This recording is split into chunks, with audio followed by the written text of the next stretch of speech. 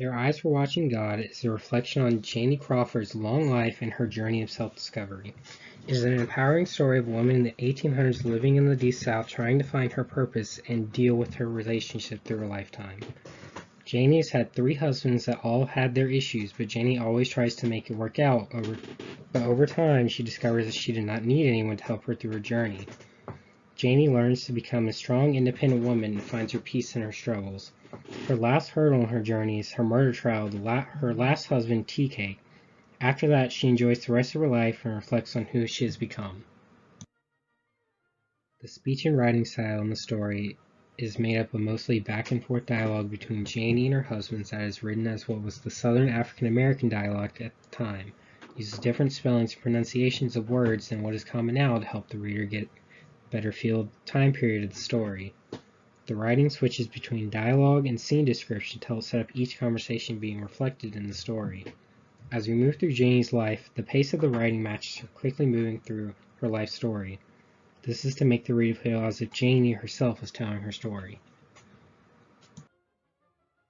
Moving on to the tone of the story. Early on, the reader can see and get a feel of how gray and lifeless the tone of the novel is. The author presents this tone in order to reflect Janie's mood throughout her struggles in life. The time period and setting around Janie, to me, made it seem as if she is trapped in this life and has no way to escape. As she meets each of her husbands, her mood changes and she becomes hopeful her life will change with it. However, each time she slips back into this empty feeling, and the author shows this in the novel's writing. Throughout the story, the reader can see how Janie is unhappy in her relationships, but she always tries to make things work instead of pushing for a major change.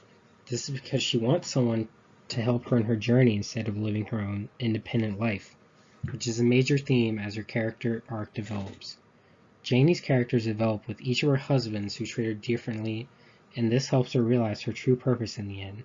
She goes from Jody, not letting her be herself in public, to TK, giving her a platform to be herself, but even he causes her pain in the end, and this is her final hurdle to her journey to independence. Being honest with this novel, even though this is not usually the type of story I would seek out, I did enjoy it. I was interested to see where Janie's life takes her and was rooting for the whole story. It was also a good way to learn about the Deep South a little and the time period of the early to mid-1800s.